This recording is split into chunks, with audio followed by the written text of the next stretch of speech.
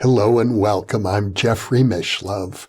I imagine that by now many of you already realize that in conjunction with White Crow Books, we've just launched the new Thinking Aloud Dialogues book imprint, and our first title is There Life After Death?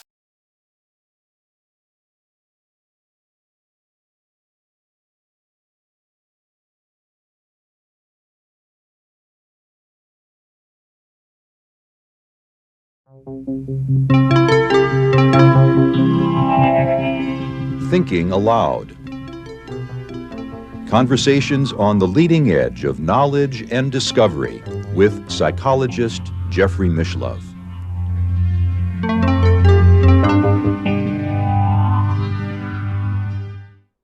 Hello and welcome. I'm Jeffrey Mishlove. Our topic today is the making of a paranormal investigator. With me today here in Albuquerque is Robert Bigelow. Robert is the founder of the Bigelow Institute for Consciousness Studies. He also founded the National Institute for Discovery Science, and he was the recipient of millions of dollars in federal government money for a research program called the Advanced Aerospace Weapons System Application Program.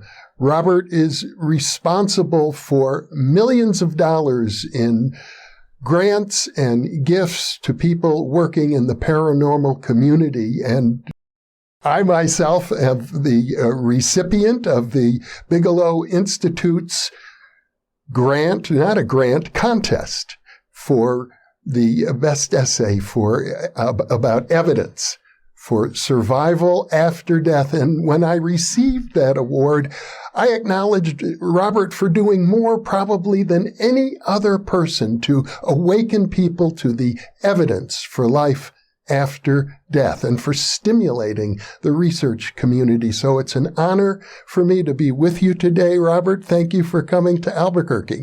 Thank you, Jeffrey. And I kind of look at you as the godfather of the entire field, of consciousness studies. So you're a bit intimidating sitting here in my humble little self here and being interviewed by such a famous person as yourself. Well, I can sort of feel the same way. You are an intimidating figure in your own right, I think, for many people, Robert. But what we're going to do now is talk about your early years, how you became the person who you now are. And I'm grateful, and I want to let our viewers know that we're going to be conducting several interviews while you're here in Albuquerque. This is the first one. We'll be talking quite a bit about your investigations. I didn't even mention in the introduction the Bigelow Aerospace Corporation, your interest in space exploration, and your interest in the paranormal and how they come together. But let's start out with your humble childhood, growing up in Las Vegas at a time when the city, which is now over 3 million people, had just a few thousand. Yeah. When I was born there, and at that time there might have been 20-some thousand, maybe 25,000. I was blessed to be growing up in that environment. There were so many things that were so interesting in the 40s and in the 50s. That's back when so many of the atomic bombs were going off above ground. So all of us that are still around that lived there at that time have seen a lot of mushroom clouds, and we were let out in the schoolyard to go see them if they were afternoon shots. A lot of the shots were at night or early morning, so that the winds were mild or non-existent at that time. Those crackers were phenomenal to watch. Usually the kilotons was between maybe 10 or 12 kilotons to 150 max, in that kind of range. And there were over 700 shots above and below ground. So we were used to the tremors and to the quakes of them, and it was a lot of fun. And a lot of the houses that had plaster ceilings always had a crack running down their living room, because the plaster would eventually crack with the constant shaking like that. Of course, Nellis Air Force Base was there, and that was a very active air base. And back in that time, they would break the sound barrier. And at that time, the protocols for not doing that just weren't either enforced that stringently or they didn't exist. So you'd hear this kabam, boom, and I'd be out digging a foxhole or something in my backyard, which I built I built a 2-story tree house, and a lot of foxholes and things. And so it was a great time to grow up. You could take your BB gun and go shooting anywhere. I lived about 2 miles from downtown Las Vegas, which was out in the country. That was out in the country. Mm-hmm. There were other houses around, but in 10 minutes in a car, you could be out where nobody was. Mm-hmm. Now it takes you an hour to get across the valley if you're lucky. If it's not work time. So it was a fascinating place to grow up, and night and day difference. Today's environment has none of the characteristics of what would excite a kid. Coming along with that came stories of my friends of mine seeing UFOs, or their parents, and those were not uncommon. And I don't think it was coincidence. There were exploding these huge bombs, and ET UFOs would have an interest in that. Of course, it was a fun time for a kid. It was really great. Yeah. And as I recall, you were able to drive at a very young age and even owned a car at a young age. I did. And I got away with a superb con job on my parents. I had friends that had motorcycles, motor scooters, and motorcycles. And they were always having a broken hand or leg or something like that, right, or arm. And I said, look, Dad, I don't want a motorcycle because I want something around me. I want something heavy around me. And he had a World War II Jeep. And since I was a kid, I got used to driving the standard, the 3-speed shift on the Jeep. And even when I was about 11, I was alone in the seat. He would be next to me, but I wasn't sitting on his lap or anything. I would be alone driving that Jeep, And so when I was 13, I convinced him. And I think, it was logical that, the kid doesn't want to ride a bicycle anymore, and his friends all can go tens of miles, which was huge, or 50 miles in one day easily on a motorcycle. Mm-hmm. So that was a big deal when you're graduating from a bicycle. So he let me buy a car, and I wanted something different. I wanted, I've always been a little different, weird in some kind of ways, maverick in some kind of ways. So I wanted a Model A. So I spent every dime I had, $175. I'd saved up, and I had my first job was during the summer when I was 13. So some of the money came from that job. It was in an ice cream store, like a Dairy Queen, only it wasn't a brand. It was a mom and pop kind of thing, and so I made hamburgers and stuff like that. Hot dogs was part of the menu, and I loved that car.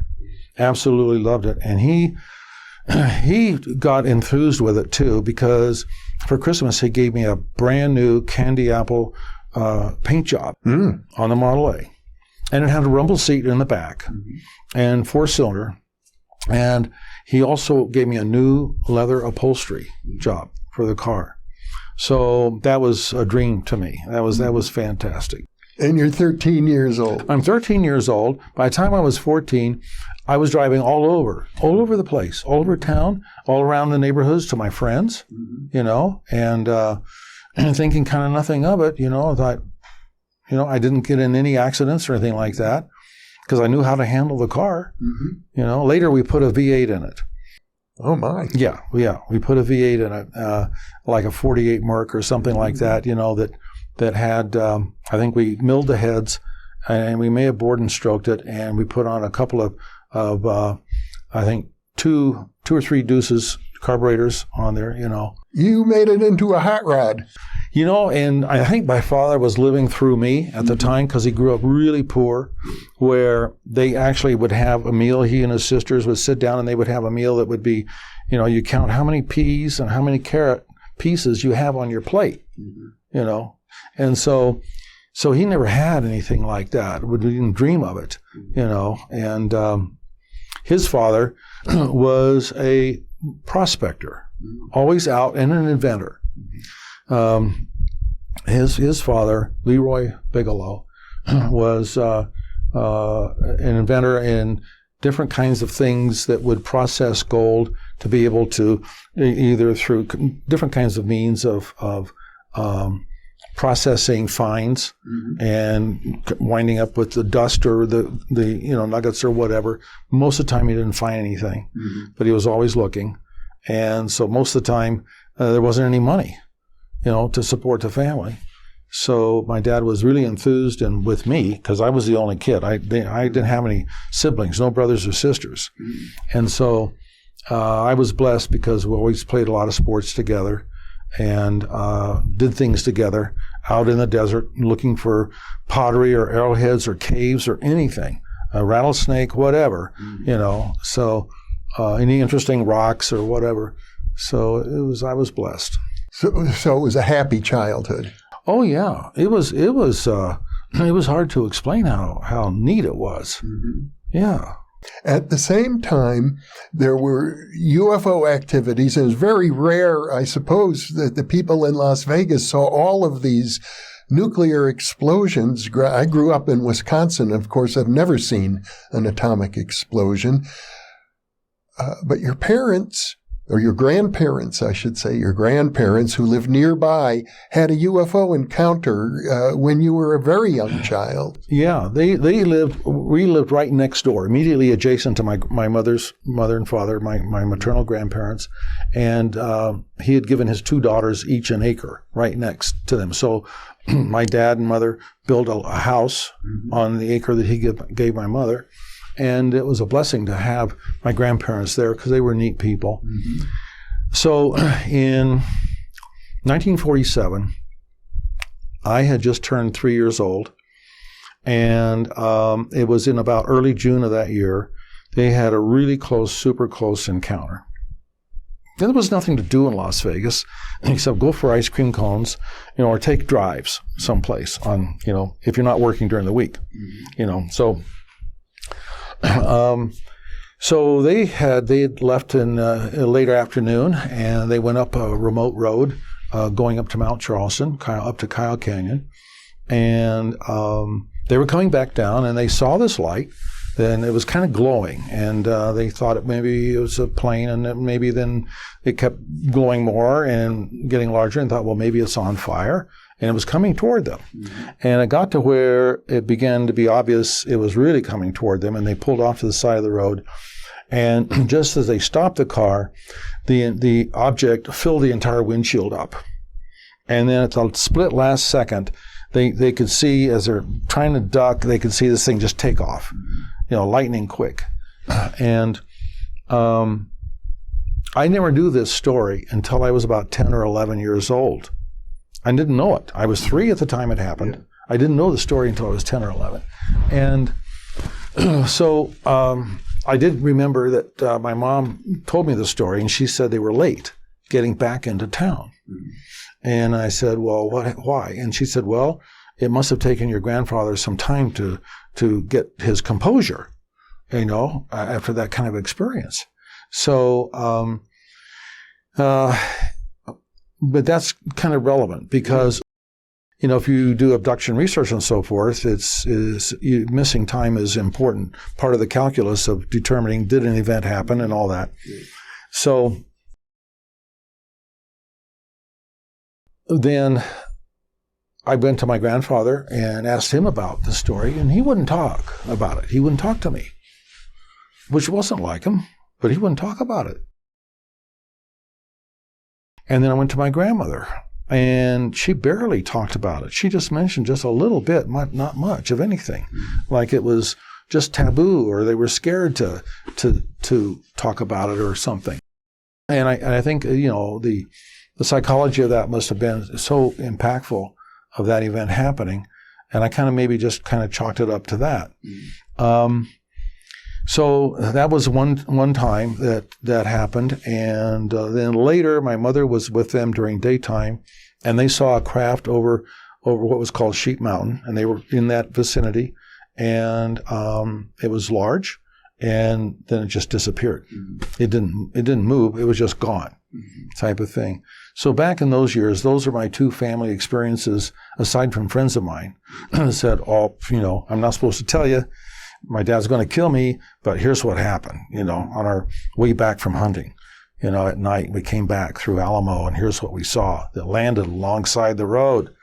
And I was begging my dad and the other fellow, don't get out of the car. We had no truck. We were riding in a truck back from our hunting trip.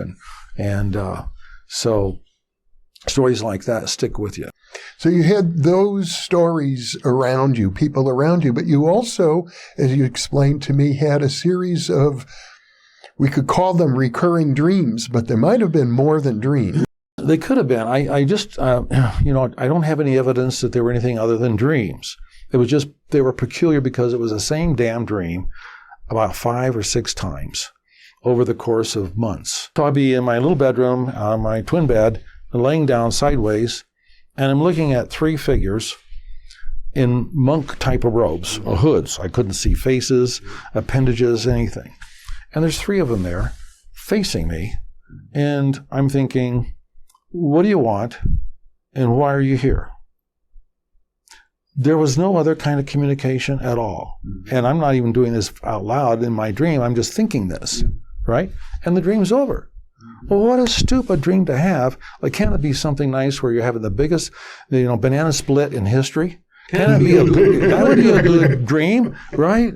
Yeah. So I just chalked it up to crazy kind of dreams, but there was nothing in the media. We didn't get television until I was about 10 or 11 years old, and I had these dreams when I was 6 or 7 or 8, somewhere in that 7 or 8 time frame. And ditto for comic books, which I was an avid reader of comic books, but there were no characters that were drawn like that. There weren't any, and at least that I ever read, didn't know about them. So what it suggests to me is that very likely your grandparents had more of an encounter than they remember, and that it's possible that some entities from another realm were watching you ever since childhood. It's remotely possible, and we have, as researchers, we discover historically that kind of lineage, those experiences occur in generational families where you may have grandparents and then parents and then children. That it's kind of flows together like that. But I don't know. I just chalk it up to. We don't have to make anything of it, but there came a time in your life prior to the inauguration of your formal research projects, then the development of NIDS, where you began a serious investigation of UFO and UFO contactees. And to my knowledge, this is something that the world doesn't know about you.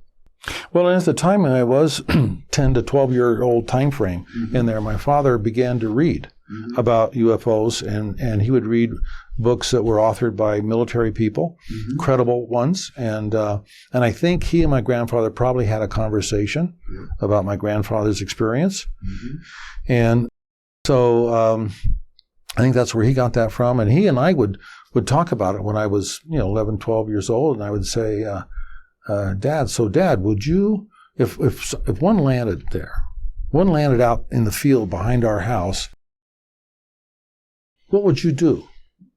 Would you go up to it? He said, yeah, I would. Now, my dad wasn't a bullshitter. He was a paratrooper in World War II, and he had Bronze Stars, 2 Bronze Stars, and Purple Hearts, and he'd been through a lot. And so he was no nonsense kind of guy, and he just wouldn't lead me on like that. And I believed him. I believed that he would do that, And I got inspired by it, I think, at an early age, and thought, wow, if it's true, it's really, holy cow, wow, really amazing. And I started reading a little bit of the books he had, and I don't know if it was Major Kehoe or Jesse Marcel or somebody, I forget the authors now, but they were credible authors, and they had no real reason to make things up like that, because it would hurt their careers, and so they were at risk and hurting themselves. When I was 10 years old, in the mid-50s, I was also reading all the UFO books I could find in the library. And I remember as a 10-year-old child, I wrote a letter to Donald Menzel at Harvard University, and he wrote back to me to assure me that there was nothing to any of this. Yeah, well, so much for experts, right? Yeah. So I guess the UFOs were in the air, and it's wonderful you could discuss it with your father. I was always kind of an explorer kid, and that was, he was, as an adult, interested in anything that was over the hill. What's on the other side? Let's go check this out or whatever. And so I was just used to that way of thinking, why have a closed mind about anything? Why not look at all the evidence you can? And I have faith, but I have more faith in evidence, right? So, and I want to believe certain things like everybody does. You want to believe certain things, but I believe there's a God force, a supreme force, not based on faith of Scripture or what I'm told. And my mother was a very religious woman, and so was my grandmother. But I have more faith if I can have evidence that I can see as tangible and really is logical, and it's abundant, right? I love that. Okay, now take it and go somewhere with it. Yeah. And actually consciousness research, and even an area as ephemeral as life after death, there are mountains of evidence. Yes, absolutely huge. Huge. Well, I gather at the same time, in your childhood, you were also being inspired by the space program.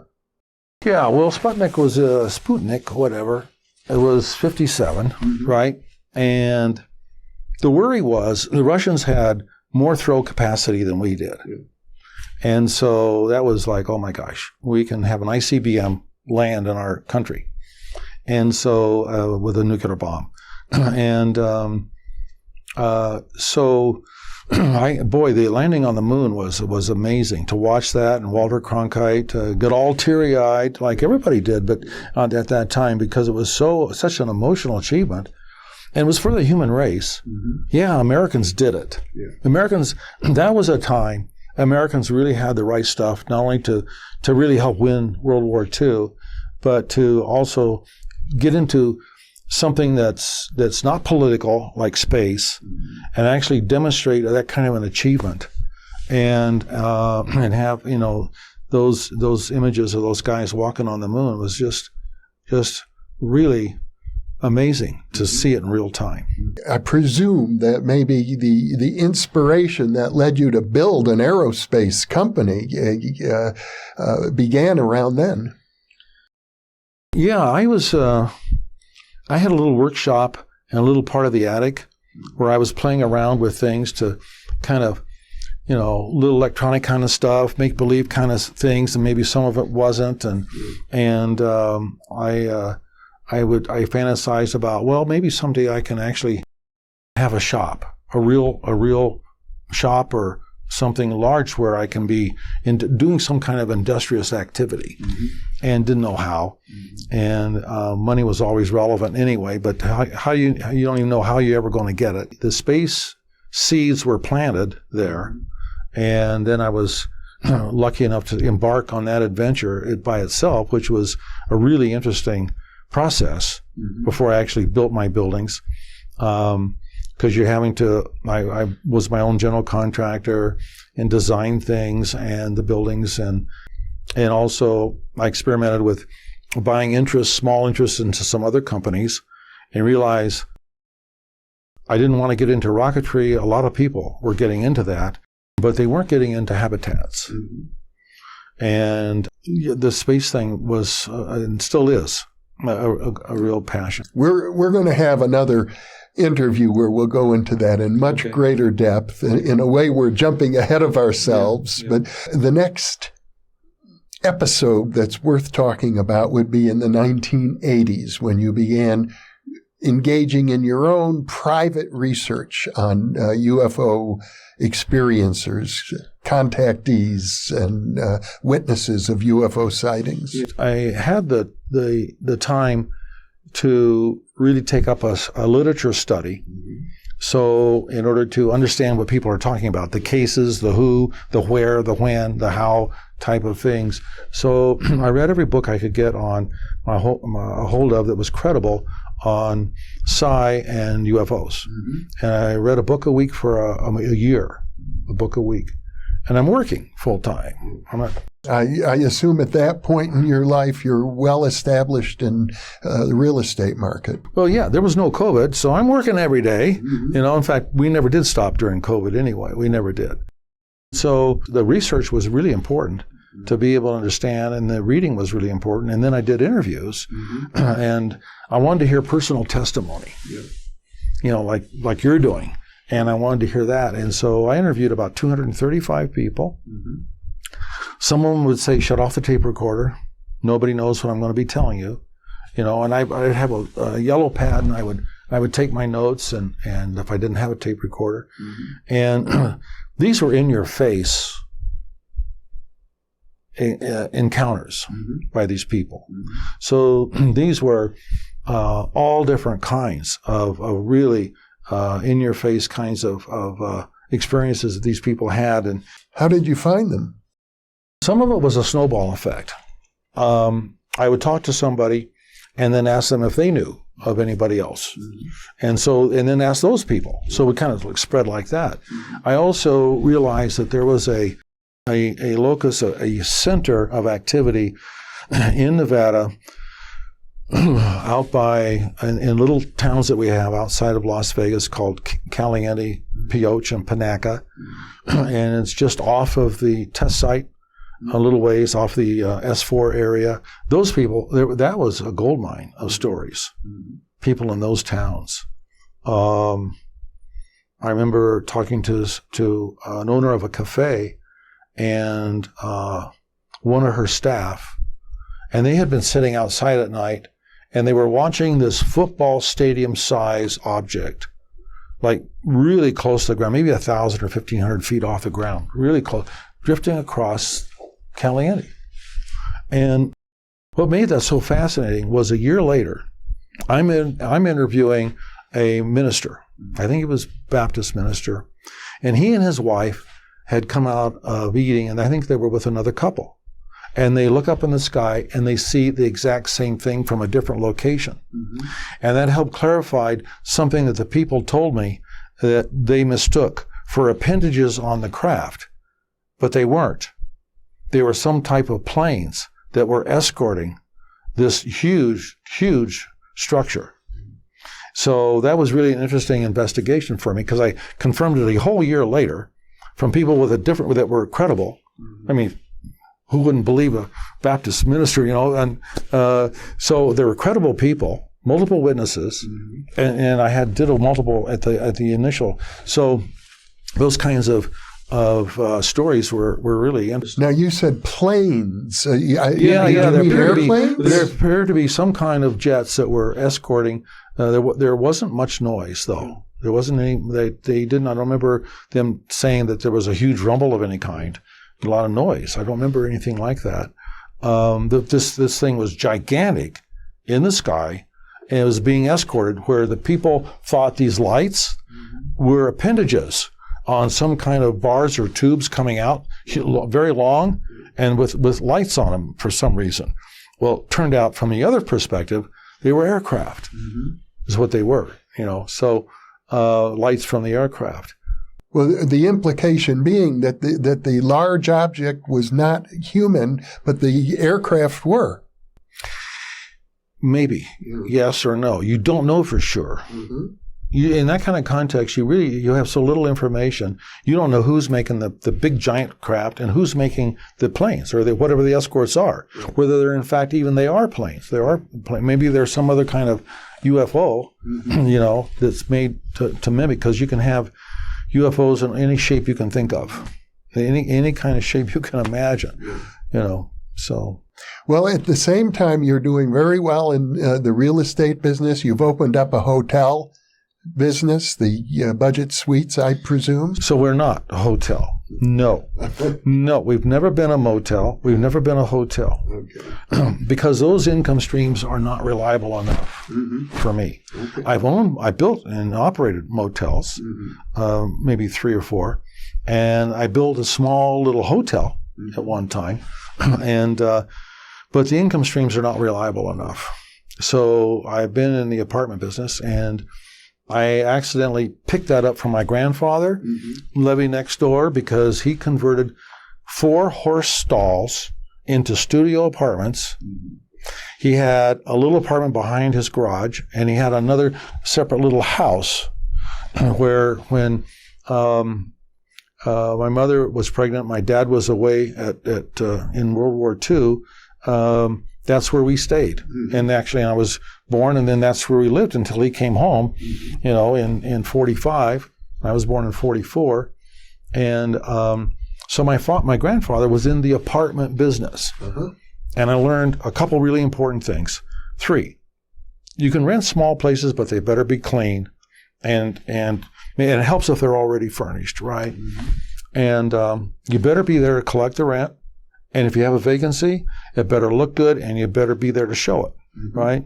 So no screwing around. So I learned that at a young age from watching him with his apartments. Now, I don't remember where I heard this, so you could tell me if I'm wrong, but somewhere I heard that you had the ambition to create an aerospace company, and you knew that you'd need a lot of money to do that, and you went into the apartment business with the idea of earning enough money to create an aerospace company, which I guess is what you did do. No, it was for survival reasons. So I bounced around in college. I went up to UNR. I went to Southern Nevada University. I went to Orange Coast College. And then I found somebody that would keep me. That was ASU. So I spent 3.5 years at Arizona State University. So I'm a Sun Devil. And so during all that, I wound up eventually getting married. And we had a baby and a little boy. And and then she's pregnant again as I'm graduating. She's pregnant again. And I have a Chevy that's paid for, and we had $1,000. And mostly that was money we saved from wedding gifts that we got, pass the hat around, whatever. And so I got a broker's license, and started working for a brokerage company, and didn't sell much. And so I thought, well, I'll just go all in. And so I opened up my own office, and I had a couple of salesmen, and I'm about 23, 24 years old at that time.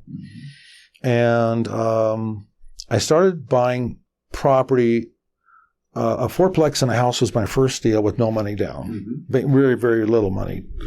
And a couple of deals were nothing, but I had to put myself in the seller's shoes, because if I would take the deal, it's worth presenting it. And I sincerely, on my propositions, felt that if I were in the same shoes, I would go ahead and take the deal. I would take the deal. So I began accumulating a portfolio of these things for a financial statement. And so mainly, they all cash flowed. They had positive net incomes. And so that's how I got into the apartment business, because I had a family to feed. And I wasn't making it as a real estate salesman well enough. It was not dependable enough income. But the apartment business obviously worked out well. Well, over a period of time, I got a general contractor's license, and I built 15,000 apartments for my own portfolio.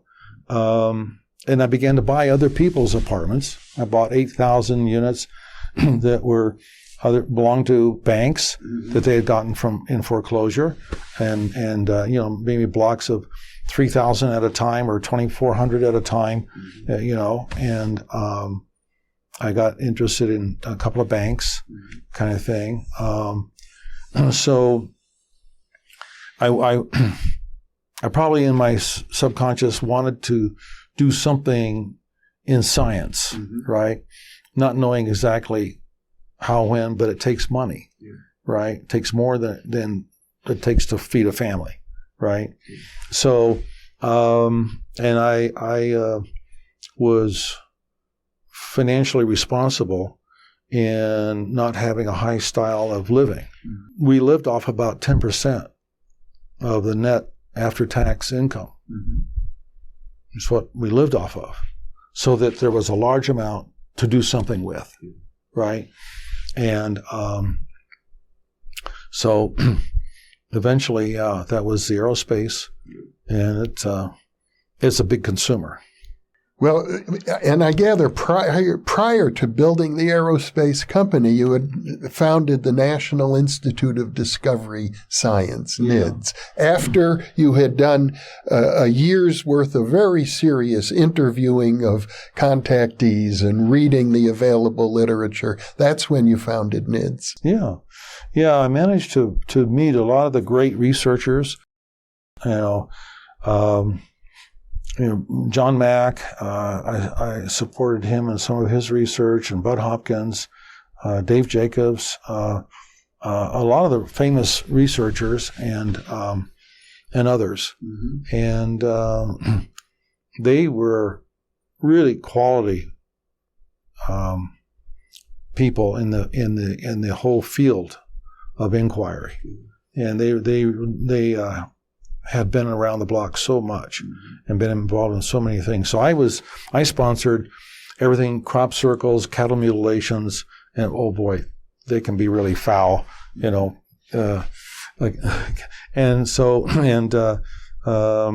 at a lot of regressive hypnosis sessions, writing out questions, where you have somebody that may have been an abductee, doing that kind of thing. Of course, looking at a lot of photographs, looking at doing forensics on materials extracted from different places and so on. Usually, if anybody has anything, people say, well, what did you come across something? Well, the question is silly, because if you ever have anything that's really more than just a piece of material, you're not going to say anybody that I don't have anything, but you're not going to say to anybody that you do, because it could be confiscated. It depends on the pedigree of how you acquired it and who also had it. And at one time, was it the federal government's? So if it's one time the federal government's, all of a sudden you have it, and now you're the bullseye, right, on trying to extract it from you, right? And so, in fact, that's why the government has very little. It's corporations that do. And because the FOIA doesn't work with corporations. That's the main reason. Meaning the Freedom of Information Act. Yeah. And so, and a lot of people in government, 99.5% know nothing. And that runs clear up in some cases, the President of the United States. Because that's on a need-to-know basis, and what can they contribute to, and why should they know? Just because they're an elected official. That subject is so huge and consequential that you can't always trust just an elected official. I'm under the impression that most government officials are not capable of digesting material that is so bizarre and complex. Well, even the very, very few companies that have a very difficult time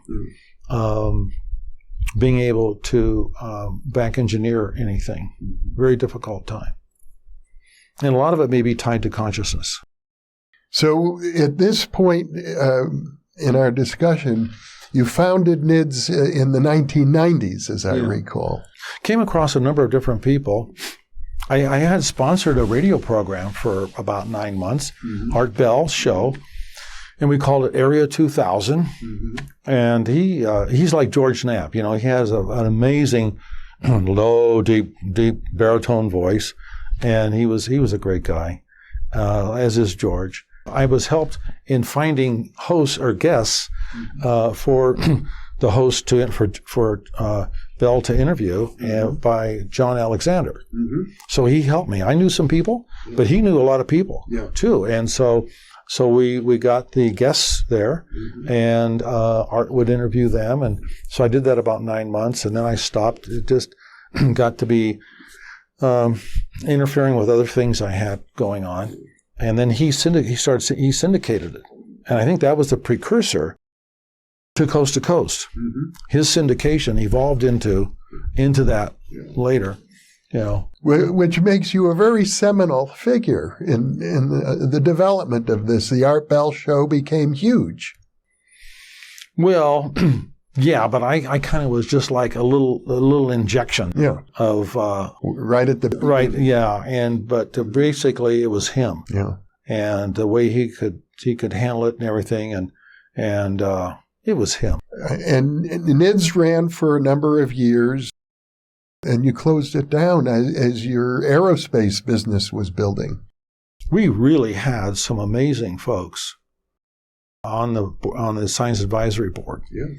I think it grew at one point to almost 26 people. You know, so we undertook 2 impossible challenges. And that's why we had to make a choice at one point. So we had we had to come to Jesus and try to make a choice, because it was either UFOs or survival of permanent bodily death. So the hallmarks of mankind's 2 greatest questions of all time, other than God force. And Ian Stevenson was on our board, and Bruce Grayson, Emily Cook, people you know were on our board, Jessica Utz. They were predisposed to the survival topic, obviously, you know. And I had guys. I had 2 astronauts on the board. I had 1 or 2 people from CIA. I had people that were medical practitioners, psychologists, a 1 or 2 star Air Force general, and everybody was and people. The people from Los Alamos were great. Everybody had a personal reason, if not because they saw something that defied explanation in conventional physics or whatever. They had a close family member that did. So they had a vested interest in it. It was during that time I bought the Skinwalker Ranch as a living laboratory, you know, which we owned for 20 years. And again, that wasn't to publicize. George and Colin Kelleher and George Knapp wrote a book on that, and I played no role in that book. That wasn't the purpose for me of buying the ranch or anything, to publicize it or anything. I can understand why they did. You were interested in the research, not the publicity. Interested in the science, absolutely. Yeah, the research and the consequences of what was going on, and peripherally with all the other ranches in the Uinta Basin. It wasn't just a Skinwalker location. That's a whole multitude of stories, and because we all took things home with us. And our government program, I mean, that 20 years is full of all kinds of things. And ultimately, finally, our program manager wrote his own book, Skinwalker in the Pentagon or something like that. And it was never ATIP to us. It was OSAP was our program. That OSAP, and Jim Lukatsky was the only program manager. OSAP was what we always referred to It was, you could say it was an outgrowth of NIDS, but NIDS had already closed down, if I understand correctly. No, I think we had a period of time where the Skinwalker was active because Terry Sherman came to our meetings and gave a lecture. The original owner of the ranch. Yeah, yeah. He was the owner for a couple of years. Myers, I think, or other owners that maybe for 35, 40 years owned the ranch prior to Terry. And so we had people from the Uinta Basin, Terry Sherman and some other folks come and I think a deputy sheriff, and give us some talks to the NIDS group. And Harry was there a couple of times. Senator Reed was there a couple of times. He had a real interest in the subject, and he took it very seriously, and as did Senator Inouye and Senator Ted Stevens. Senator Stevens had his own personal sighting that was quite amazing. When you have something personal happen to you, you have a vested interest, right? You got skin in the game. You have something that grabs you, right? And so that was what was neat, is that we were all rowing the same damn direction. We had to bifurcate our study, unfortunately, because we couldn't handle UFOs and survival all at the same time. We were drowning. We were drowning. Around that same time, you had set up a consciousness studies academic program in UNLV. Yeah. Dr. Raymond Moody, he was, we had Charles Tart and Dean Radin had been there. Dean was a faculty member for us. Raymond was to do research and go ahead and write books and to teach. And so we lasted for about, I don't know, maybe 4 years or something. And then we moved on.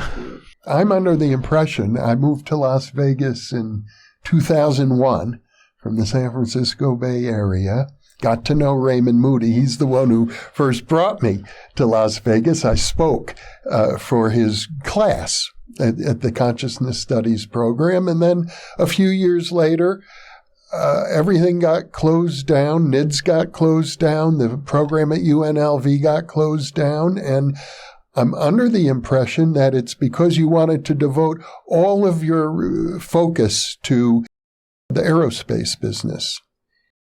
That was an endeavor that was all-consuming if you're going to try and do it right and really take it serious. And you talk about this, we're going to be talking in more depth about this subject, but after looking at other companies and buying into some other companies, and then stumbling upon a story, I think I discovered the existence of expandable technologies from a story about how Congress had cut NASA's program. The ISS, the International Space Station, was just in its very early formative stage of development. And we didn't know anything about habitats. I don't mean Bigelow, I mean NASA, right? We didn't have any. The Russians did, okay? The Russians did. They had the Almaz, which was in 1970-72, was a two-man spacecraft. I think they launched one. I saw the other one that was Hangar Queen, which I think they were willing to sell me at the time. This was back in 2002 when first time we went over, looking for hardware and stuff. And so Congress wanted NASA's exclusive focus to be on the ISS. And not monkey around with something silly like an expandable habitat, and all the early astronauts couldn't understand what the hell you need all this room for, because these are guys that flew in Mercury or some other little cramped kind of thing, where you couldn't squeeze in a small cat. They were right there in this thing because they're used to flying fighter jets, these guys. The the Mercury 7 and all. I mean, these guys talk about guts, right? They were all one of a kind, So they're thinking, oh, what are you going to do with all this room? Well, there are really good reasons why you need it. But NASA's program got cut. They had spent $180 million by that time, and they had nothing to show for it. They had no launches. They not just didn't have any launches. They had no structures other than really, really crude mock-ups, that didn't perform. Like, you test for duration of holding gas, and what's your leak rate going to be, or what's your final part of rupture? How much pressure for destruction? What can you take? Full scale, not the small scale. But they had no successes in anything. It was so embryonic, and all their architecture, everything, bulkheads, longerons, everything, the material itself, the layer shields, the shields that you put on, not just the air barrier restraint layers, but the shields are really important, and other kinds of things. I'll get into the story later, how we stumbled into it. But never was there a handbook, never was there $1 from NASA to help us. It was the other way around. And so we were flying by our shorts. We were by the seat of our pants. In other words, you acquired that undeveloped technology from NASA. Yeah. And that became the kernel of the Bigelow Aerospace company. Absolutely, yeah. On the condition I spend $40 million. And there was nothing in their patents. I have 29 of my own patents, to do with habitats, enclosures, and other kinds of features to habitats. They had 2 basic patents that really didn't describe much of anything, So we had access to those, but we didn't get a handbook. Here's how you do this, or by the way, here's all of the data on how all of our test results on whatever we did test, and so we didn't get any help at all. It was kind of, in one way, I can get into that a little bit later. Almost the reverse. We were pushing to open the door that didn't want to be opened. And what we haven't talked about really is the whole question of the paranormal in general during your childhood, other than the dream that you had. Were there any other episodes from your childhood that awakened an interest in paranormal experiences? It took me 10 years to get over my dad's death. There was no funeral, and there was no closure, and it was instantaneous because I was called and told that your father's dead, from my mother. It took me 10 years to get over those dreams, very lucid dreams type, So, but I can't say I had anything that I would chalk up to. My grandmother, one Thanksgiving dinner, when I was a kid, we're all sitting at their house, and she's carrying a platter of, a tray of something, like the dish that held a whole bunch of mashed potatoes, and she's carrying it over, and she's coming to the table. We're all sat there, and she's like this, and it flies out of her hands and goes up against the wall. So what's that? I don't know. That was weird. I mean, you asked me for weird things. Okay, that comes to mind. Sure. That's the last I knew. Mashed potatoes are not supposed to do that, right? But these did. So maybe other ones will come to mind, but that happened. Well, one of the things you did say is that the board of directors of NIDS were basically all people who had had one experience or another. They were all rowing in the same direction, on the same page, and you were the one who pulled that board together. Yeah. It was fun. It was a pleasure. It was a gift to be able to have that kind of membership, those quality people. because those backgrounds were amazing. Yeah. In fact, you can have, out-of-body experiences induced artificially. And I learned that from the Air Force general. Oh. Yeah. By overdoing centrifuge. Yeah. Okay. So you get into G-lock, right, at about 7.5 with no other apparatus, and you're trying to hold your breath and breathe before passing out. So we had videos that he would show at around 7.2 or 3, boom, their heads nodding, down they go. Yeah. They're sitting in a centrifuge. So his personal experience was that he had an out-of-body experience he couldn't explain. That particular day, he did 12. They now have rules where you can't do more than 3, is what I recall him saying. But he had done 12. He gets out of the capsule, a centrifuge,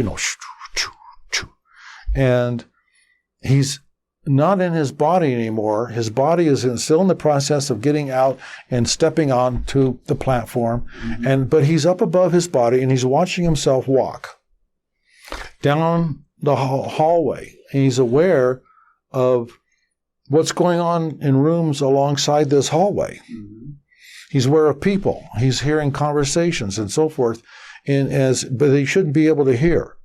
He has an awareness that's not a normal human awareness because of this out-of-body experience. And it's not because he almost died. This is artificially induced. He goes all the way down to the end of the hallway where his office is, opens the door, and his body opens the door. He goes right through the walls. Okay, he's up in the ceiling, and the body opens the door, closes it. The body walks around to his desk, and as soon as the body sat in the chair, he slammed into his body. He came back into his body. His consciousness did.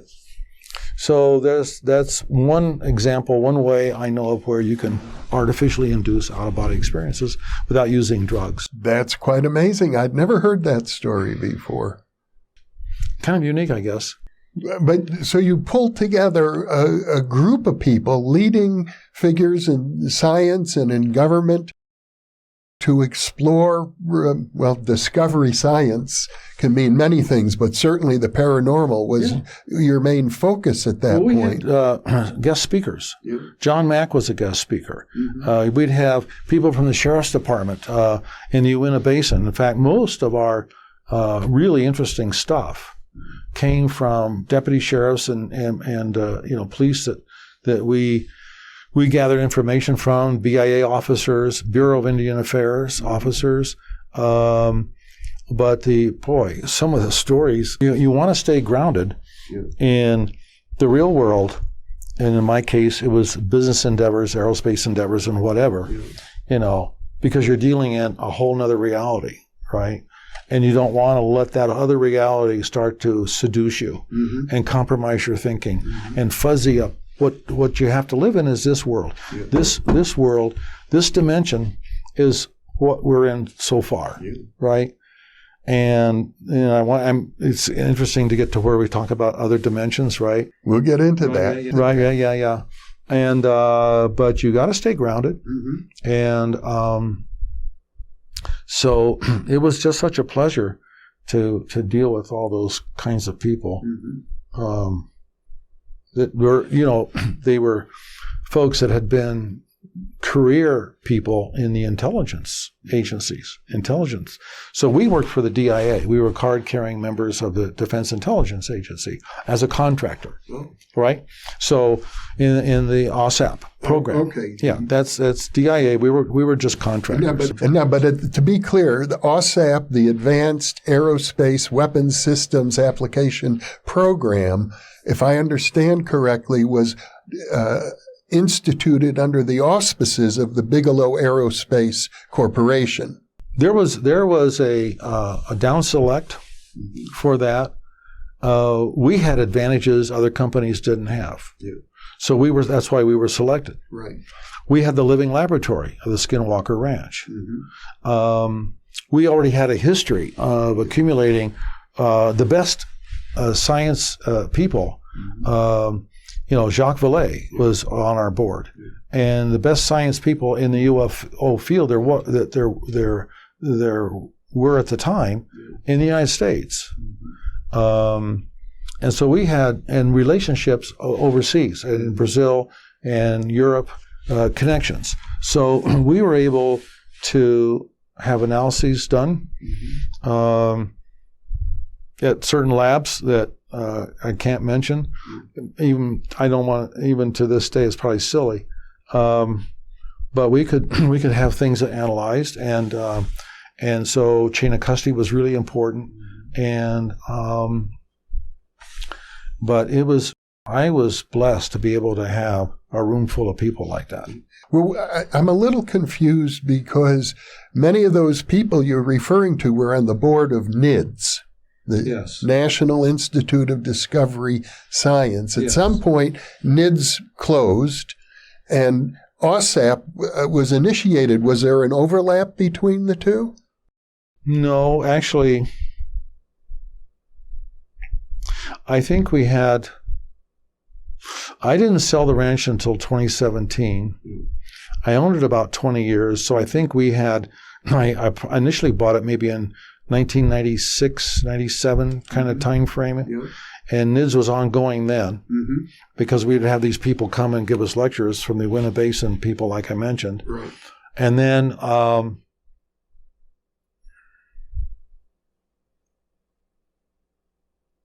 We had already been doing a lot of, without the OSAP program, we were already, I was supporting research on cattle mutilations and crop circles and other kinds of field crash retrieval cases, like I did, I sponsored, New Brunswick, the fellow UFO researcher, he's passed over now, Stan Freeman. That was a fun crash retrieval case, and one with Bud Hopkins in New Mexico in little town St. Marie or something like that.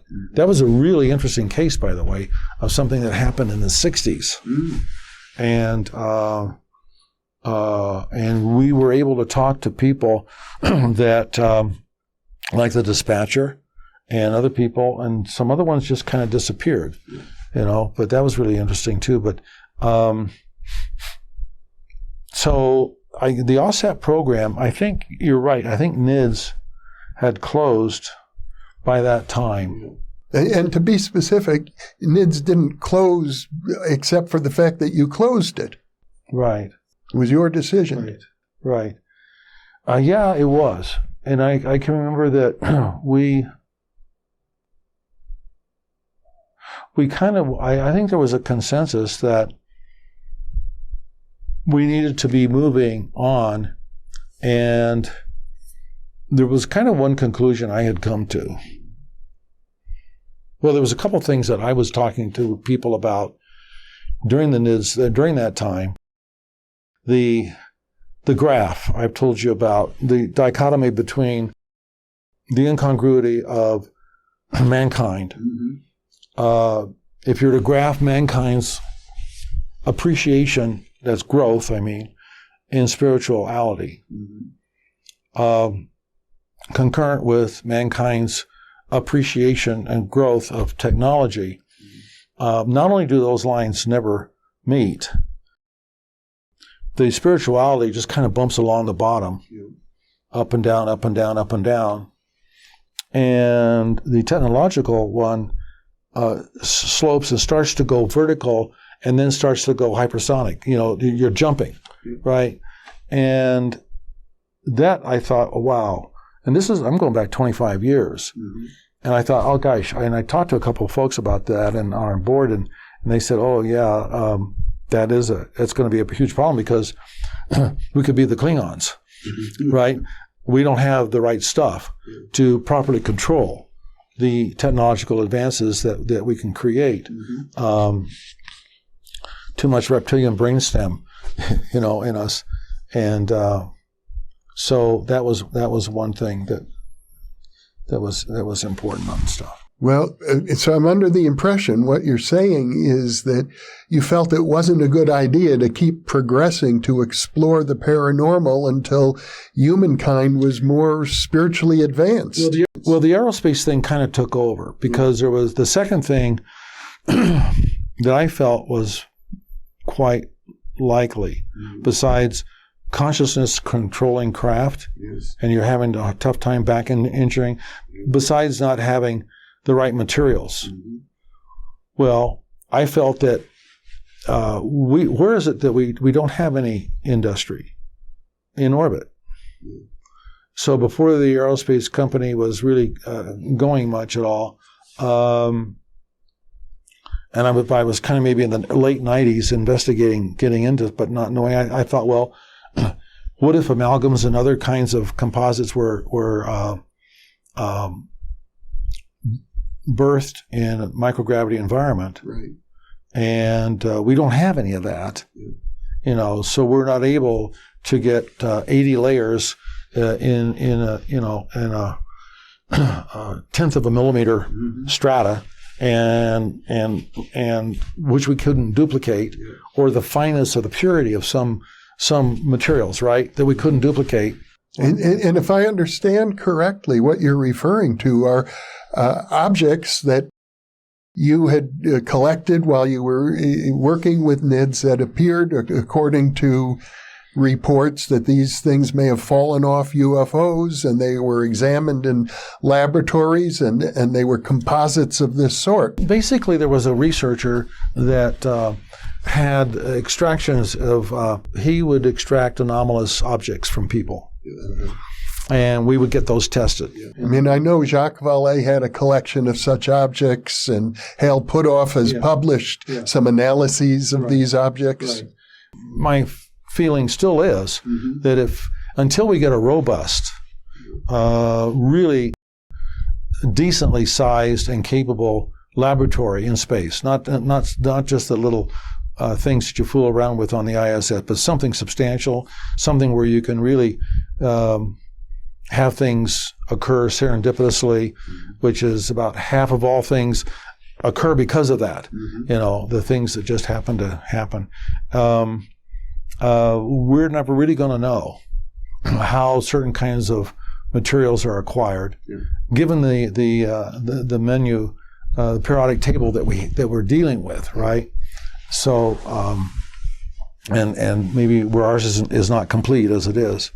Well, now, this is interesting because it gives me a new insight. It seems as if one of the motivations then for building these inflatable habitats that could be placed in orbit or even further out in the Lagrange points is to set up laboratories, rather large-scale laboratories, for doing things that can only be done in a zero-gravity environment, but to some degree was inspired by the idea that certain composite metals were manufactured this way and were associated with UFOs.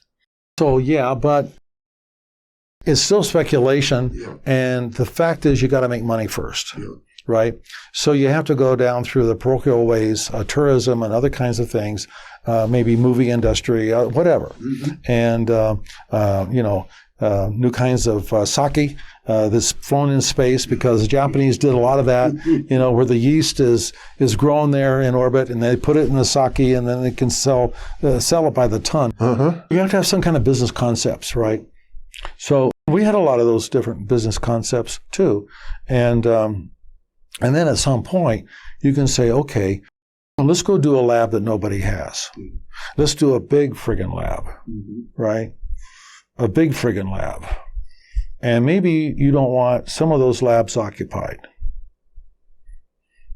because you want to be able to destroy the lab if you have to. This is getting very interesting, Robert, but I know we've covered a lot of ground at this point, and this may be a good stopping point. Okay. For the time being. Right. I think we can summarize, I suppose, by saying that You began your career as a paranormal researcher with a very wide scope, looking at many different things and an enormous curiosity, but underneath it all was a strong, I would call it a pragmatic sense. You knew what makes things work and what makes things not work. And supporting all of your work has been a sense of business, a sense of running things in a business-like manner so that you had positive cash flow.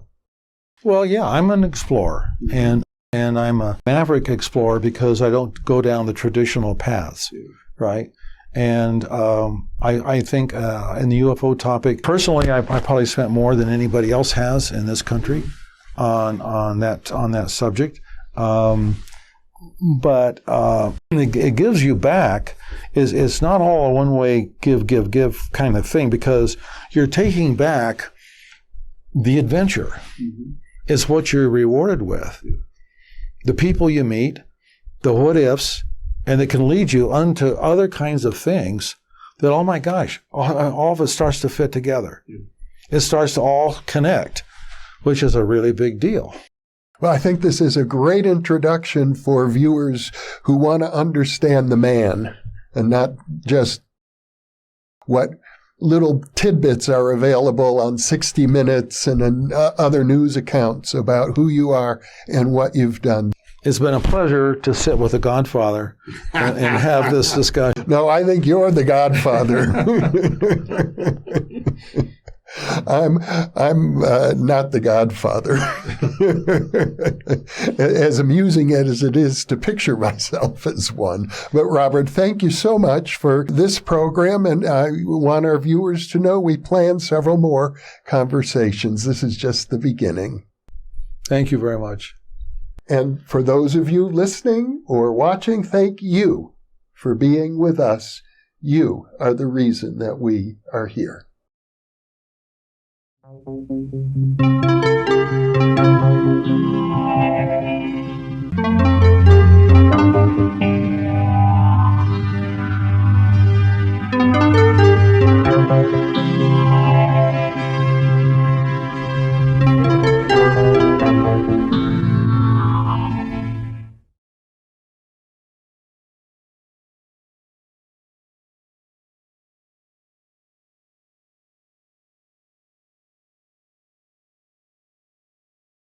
We've just released issue number 2 of the New Thinking Aloud quarterly magazine. You can download a free copy at the New Thinking Aloud Foundation website, newthinkingaloud.org.